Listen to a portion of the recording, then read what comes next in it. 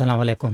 ایک انتہائی اہم اور خطرناک عمل کی طرف توجہ دلانی ہے جو آج کل بہت عام ہو رہا ہے۔ صحیح مسلم کی یہ حدیث ہے، حضرت عباس رضی اللہ تعالیٰ عنہ سے روایت ہے، مشرکین خانہ کعبہ کا طواف کرتے ہوئے کہتے تھے، لبیک لا شریک لبیک، اے اللہ حاضر ہوں، تیرا کوئی شریک نہیں۔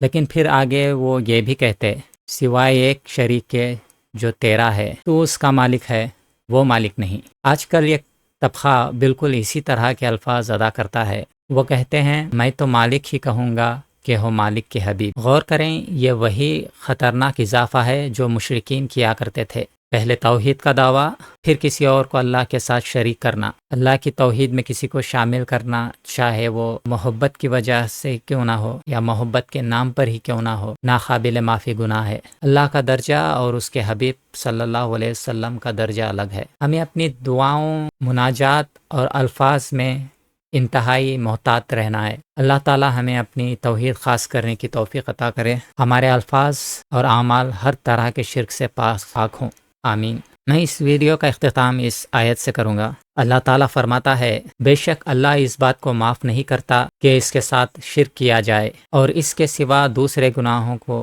جس کے لیے چاہتا ہے معاف کر دیتا ہے۔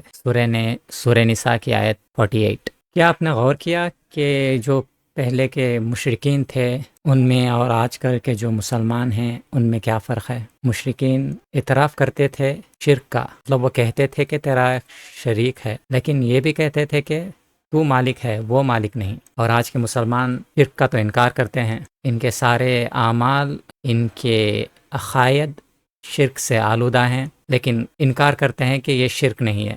اور دوسری طرف یہ بھی کہتے ہیں کہ مالک ہی کہوں گا کہ ہو مالک کے حبیب۔ اللہ ان کو ہدایت عطا فرمائے، آمین۔